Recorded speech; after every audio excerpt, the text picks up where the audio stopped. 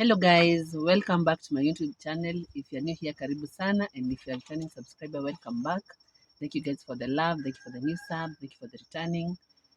And on today's sit down, our first sit down, I'm not alone. I'm so honored to be hosting my husband. You have been seeing him on the background on our previous video, or maybe hearing his voice, but on today shall be an interactive conversation, kinda chapa story. And yeah, it has been quite convincing, but I'm praying that it shall go well. So kindly show me some love, because I brought you the first guest. And karibu babe, welcome to my YouTube channel, and kindly say your name, because I know we shall talk more, but for now just give them your name and then I'll tell you the topic. Hello, my name is Peter Mwangi. I'm a friend, a brother, a husband to this amazing woman, and I'm happy to be here. A brother?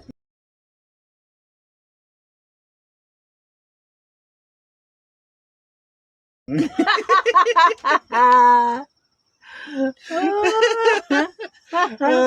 started like a brother. Hey. Umeshaanza kutupea tea. Well, so I am happy to be here to interact. Are you told okay? No, I think I'm okay. To interact and to see what is okay. Sit back and watch until the end. Okay, I want us to talk about before you become now more of more used to my channel. It's good they know if we know each other, kinda, you know, so that was assume. Yeah. So today we are talking about how we met. We are married 6 years plus, 2 boys after, and but it's good to share our story of how we met. And I will be the first one. You are free to ask even you the questions. Actually, it's an interactive chapa story edition. Now, my first question is, when was the first time? Si lazima ukuwe accurate na date, but maybe the year you saw me, and what was the impression? And it's good to, kama unaweza give some tea, useme, was it first love? At first sight, love at first sight, ama ilikuwa tu hivyo? Me, I have my own version of how I met you. So let me give you the chance, because you're the guest. I think we met. I first saw you because about to meet. I first saw you. It was either May or June of 20, either 15 or 16. I'm not sure. And you were working at a cyber cafe somewhere in town around Ajip, and I was working around the same place. And 2015, it was 2016. Yeah. So, and at that time, it wasn't even your place I was visiting. I was visiting a friend who also had a cyber. Yeah. And then it happened. That friend of mine alikuwa na clients wengi. He couldn't even offer whatever the service I needed. And so akaniambia check kwa the other lady ako hapo. That is how we sort of crossed paths kidogo. It was a weekday, I remember. And then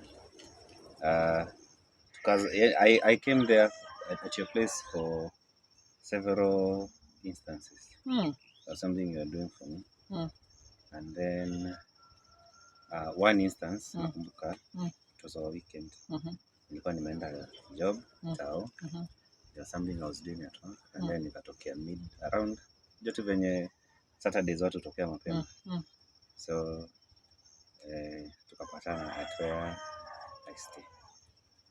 Around Kasarani. Mimi nilikuwa toka job, walikuwa wanaenda sisi kutafuta movies. Something like that. Yeah.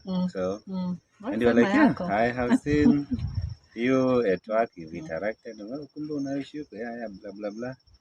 And that is how we sort of started talking. And nikakuwa your very loyal customer. Your version, you thought that we spoke. Okay, let me just start. We didn't speak. Okay. We didn't speak. Ilikuwa tu photocopy and that's it. Okay, let me give mine. I remember you came, I can't remember the month, but it was year 2016. And nothing much because of course I handle different clients every day and new clients every day. So it was not something as in unique for me. Actually, I didn't notice you, if you remember my own version. I told you I didn't notice you. And we met again. It was your weekend. I don't think it was a weekend. It was a kind of Muslim holiday. It was iliingia katikati ya wiki. And I was going to get my choir dress kwa fundi hapo juu, si movie, but it was around the movie area. And ulikuwa kwa group. Okay, my own mind unionyesha nilisalimiwa na mtu hapo katikati ya hiyo rendi ya maboys wakiteremka field ile ya Maisa. Unaona ile field huko pale down. Walikuwa wamevaa vinyasa. So for me nilidhani one of the guys amenisalimia ni wale mabeshte wangu, kwa sababu kuna majamaa walikuwa wanaenda kucheza huko field na tulikuwa tunakulanga sana mutura tukipatana. So me I thought ni hiyo rendi, and then because walikuwa wengi sikujua voice imetoka kwa nani, and that was it. When you came later kwa job, I acted, okay, you think that I acted, but for me, the same I told you, I didn't treat you differently because I thought you were just a new client coming back again. Ukaniambia, kuna unakani kama hatujaionana. Mimi remember ukiniuliza hiyo, nikakwambia kule tujaionana. So I guess umekuja hapa once. Of course, lazima ni record my clients' faces. It's every time you introduce yourself as a new. It's kinda ni poa ukijua clients wako. So mimi nikashindoka kweli kuna place ingine. Ukaniambia hakuna place ingine tumekutana, and I was like hapana. Ukaniambia okay kasa, nikakwambia nakaa but wapi. Ukumbe kuna siku sasa ukaniambia siku, nikamwambia ulikuwa umevaa vinyasa, ulikuwa mnaenda kucheza game. Ukaniambia hapana, mimi sikuwa nimevaa kinyasa, as in short. For those who don't know, the kinyasa is short. Sikuwa nimevaa short, nilikuwa nimetoka job. Nikamwambia guy, mimi basi my mind sijai kuona places kama hiyo. By the up to today, that's my version. Because siwezi kukudanganya ama kuact ama kupretend. Me, that's how I remember that day was. And that was it. The impression I had of you, it's good to state, you have been this look, big body. So me, I thought you are married. All along I knew he's married. Kuna vile unaweza kuwa unavaa hivyo. Alafu kuna vile unaweza kuwa na kitambi. It was not that big per se, but it was big. But si kama sai. So mimi nilikuwa najua. And then of course other things. But you see, at that time I had money. I had a good job. I was living in a fairly new, nice area. It's okay, don't brag. So, don't brag. I think you're going to go there naturally. Once you get comfortable, your body now starts getting comfortable. You as always act like that. So, my next question. Me, I've said my version. You kind of looked married. Ukusema impression yako. What was the impression at that time? Because uliachia, you kept on coming to my workplace. What was the impression? Were you coming? What was your interest? Ulikuwa na kama nikupe service, kuoffer service ama ilikuwa uko interested? At that particular point ilikuwa service too. Ilikuwa service to all. It's good to clarify that. You were not doing so much photocopies. So ungepatanga mtu wa photocopy, ilikuwa easy ya kumservice kuliko watu wengine walikuwa ukienda unapata a whole group iko hapo ina need your photocopy service. So for me, initially it wasn't even much. It was just work. Because me when I offer online services, I was not a photocopy.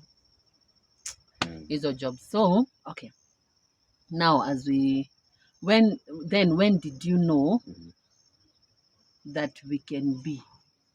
Ama how did our friendship or let me say how can I put relationship yetu ya client na mimi it last for how long? It's good to state ndio nijue wajue when did we know that we are falling in love.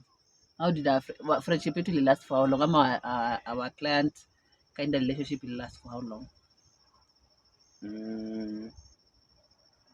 For me, let me go first.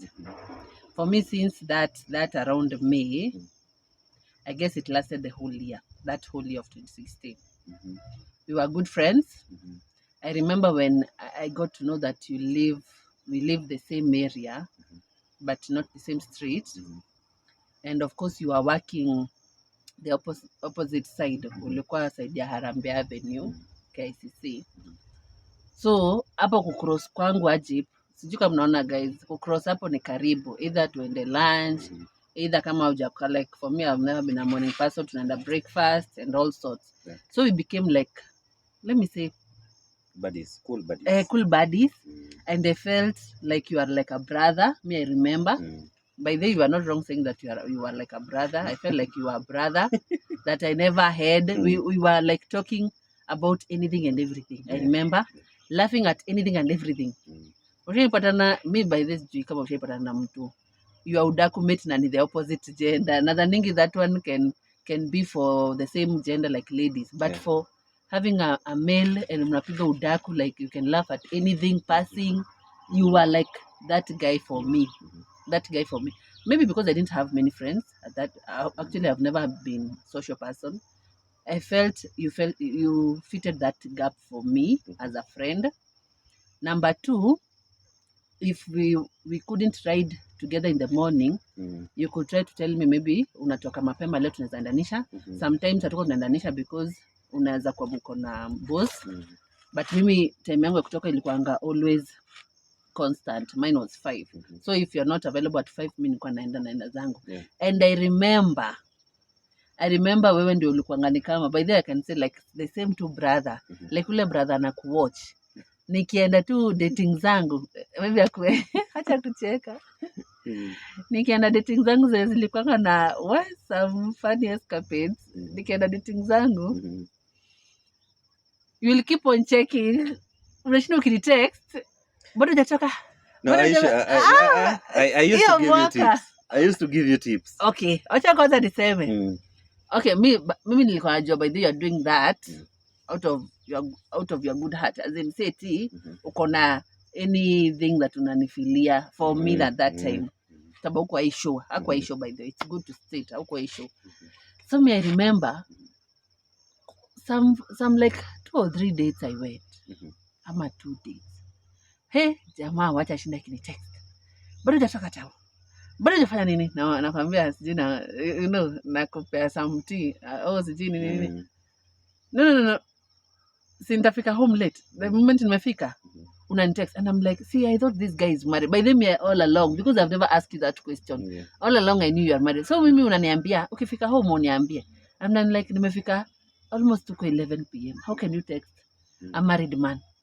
And hiyo ni rule yangu. Siwezi ongea na married man. As in, siwezi kuwa na anything na married man. Nikiwa msichana. And I'm like, huyu jamaa hapana. So, asubuhi, uko na ile anticipation ya kunimit asubuhi mpaka unaniambia bado hujafika stage, mimi nishafika.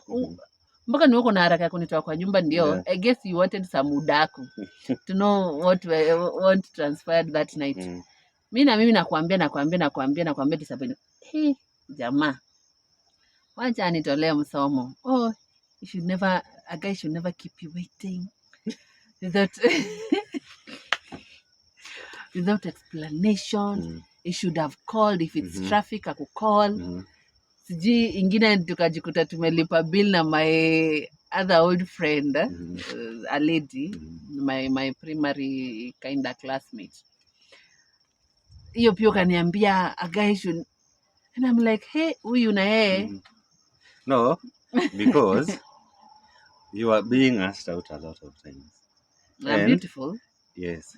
And so and why would nilikuwa nashangaa. Yeah, nilikuwa nashangaa why would anyone call you out on a date, ask you out on a date, alafu wewe umefika kwa the venue mapema kuliko the guy. Because I work in town. They were not working in town. Either way, if mtu amepanga mnafaa commit at 4 or 5, he should be there. Anafaa make arrangements before time. Kwamba he has to be there before when the date starts. And then why would anyone call you out on a date ama ask you out on a date and then you proceed to pay for that date? Na huyo date mwenyewe hata yeye anafanya kazi. Si ametuachanishia bill. So mimi naona kama because those are the things I was trying to tell her, that you should not even accept those things. Kwa sababu once you accept it, at that particular point, my view was, once you accept hizo, now it goes back into, suppose it becomes serious, it goes back into you doing certain things. Actually, even you I taking told you certain responsibilities. You see, yet it's a man's. Actually, even I remember telling you, nimesikia smell alcohol, and I don't like guys who smoke ama wako drunk. Of course, I was saved, but nilikuwa kwa ile era ya my dating spree. Najua sijui kama mnajuanga church girls, you can be in a small room always, hata uoni kunaweza kuwa na potential guys outside. Wewe umeishi tu kwa church. Nataka tu mtu wa kanisa. Mtu wa kanisa. So mimi nikafeel, hey, utaka hapa na wao watu wa kanisa na hata pengine ndio wako na nini disappointing nini zao wanakurushia. Wewe ndio unachukuanga all the, wewe ndio kama dustbin ya kuchukua all the heartbreaks, kila saa heartbreaks. And I was like, let me try out. So I guess I was in that era, dating spree, I could try, but I was, by the way, if you noted, nilikuwa niko very keen and what I want, because I could come and tell you, huyo jamani nimeona akiwa hivi, huyo jamani nimeona ameongelesha hivi waiter. There's some type of guy I had in mind, but sikuwa nimemdraw. Mimi si wale wa demu na kwanga umedraw a tall, dark and handsome person, but kuna character kingine nilikuwa nataka, hata kama hatakuwa kama mimi mkind, ama hatakuwa that spirit, but at least ka humanity kidogo, as in to match up kidogo. So that was it. Now hiyo ikapasa. Of course that's why I'm here. Hakuwin. Kwa sababu nilikuwa na notice Kenya anasema hataki ina guy, na mimi nasema we hataki mlevi. Hataki mlevi. Na Friday zangu zilikuwa ulikuwa unaenda kwa Nairobi, kwa Meru, kwa Nakuru. So when at that particular point you are, mtu alikuwa na, mimi nilikuwa nikisoma, she is a person who number one hapendi mse anakunywa, hapendi mtu mvalga, hapendi, you see. So na mimi nilikuwa naenda nikichange to ways kidogo ndio nienda kama nitafit. Sikuwa narusha mistari yetu kwa sababu yeye every other time tukiongea alikuwa anasema mimi hata sipendi watu wafupi. Mimi nikiangalia she's a bit taller than me. Yeah, I'm tall. So mimi nikasema I won't even try. But when but over time you gain confidence ya mtu, na now she had confidence in me that I was a particular person, kwa sababu alikuwa ameshanijua over around 8 months.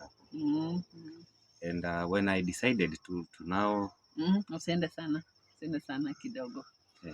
Now I remember that year December.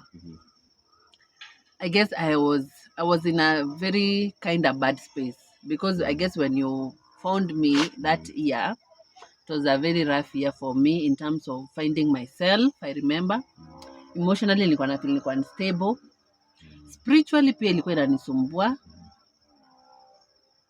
let me say hivyo, na pia physically I had lost a lot of weight. But the job ilikuwa poa, job haikuwa inanipeleka vibaya, but unajua tu wasichana tu mkiwa youth.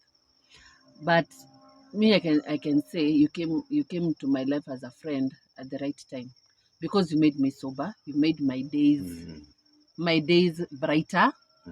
I remember I was no longer feeling loneliness, na sihitaji kupe na benefits. Kama mnaelewa, you can't get such a guy na offer tu friendship for more than from your May up to na ni like almost every day ama thrice a week depending on your schedule.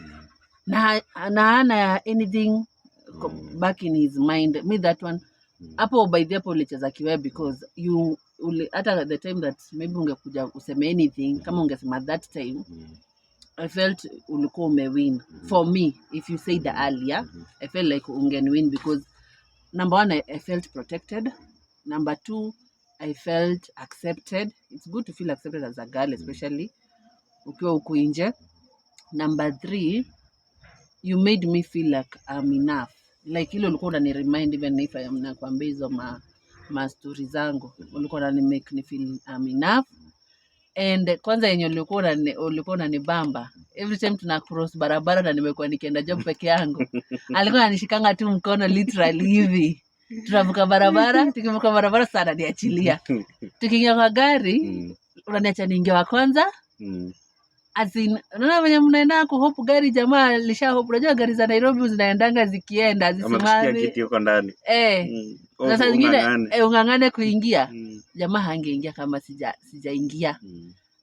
Tabidi mpaka kaonda. I guess walikuwa dhani tuko married all the time, because ulikuwa unaachanga mimi niingia kwanza, hata kama hiyo mati ni kutoka inatoka taka ninganya, utaki kujua. Niingia wa kwanza, wewe afadhali uhang ukiingia. Me for me, and then sometimes holding my bag. I remember kuna time kulikuwa na kiosk tao, ukanishikia bag, ukaniambia tulipatana na mtu amenyang'anya bag. Ilikuwa maandamano ya nini? No, ilikuwa around time ya election. Remember when ODM walikuwa na protest? Ile time walikuwa wanaitwa Uhuru Park. And then after Uhuru Park wakitoka jioni, now they come looting. Na huku Jivanji na huku. Na sisi tulikuwa tunapitanga hiyo barabara ya Moi Avenue.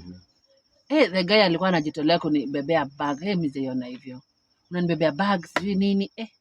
From there, December mimi nikaenda whole week, because I needed like kinda to reset.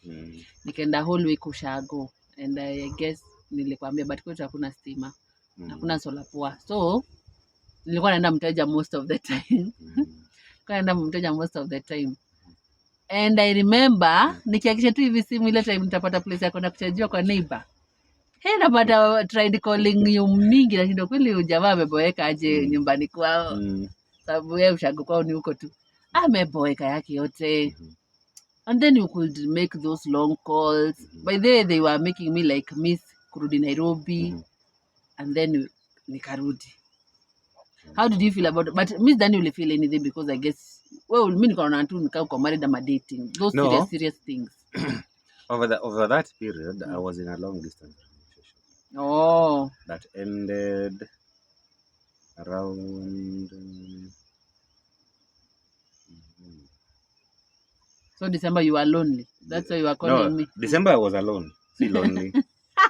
I was alone, but not lonely. So it ended around November. Kwa sababu, okay, I won't give reasons, but you know the challenges na long distance. Na si ati long distance you can unaingia gari. Don't give that. They're not the topic. They're not worth it. It was not tenable. So, and then it was mutual. You just do your life. So maybe I continued with my life. Usinikumbushe mudeni tusi. No, it was no. That is for another day. Sipeanity. So, now nikarudi January. There was January. January ilienda smoothly. Was it January? Okay, January, when you returned, everything was okay. And then now I was sort of like pursuing. So we were doing some dates. And then she had now started introducing me to her friends. So you know the way una introduce wangu ndio ufanyiwa approval kidogo. Hey, wewe tumekufanyia approval mpaka nilikuwa na there's a girl I could feel ushaipelekwa kwa mtu unaona that person tu ni wetu either ni Max anakupea ama ni Max anakutoa. So I remember hadi leo hiyo nasikia kulia nikicheka. Hadi leo hiyo ananikumbushanga akikuja kwangu ananiambianga, "Wewe ni yule tu ulikuwa unasema ngati huyo jamaa ni confused. Ni mshort lakini ni mpoa." yeah. Because Miss can understand how can you be short than me, but the rest of the character una check. You know, handsome umecheck. That is not like an argument. Height ndio argument, basi nikasema hii ni maumbile ya Mungu. You know, urefu na kufupika na ama kala. Though kala watu wana bleach, lakini urefu huwezi change kinda.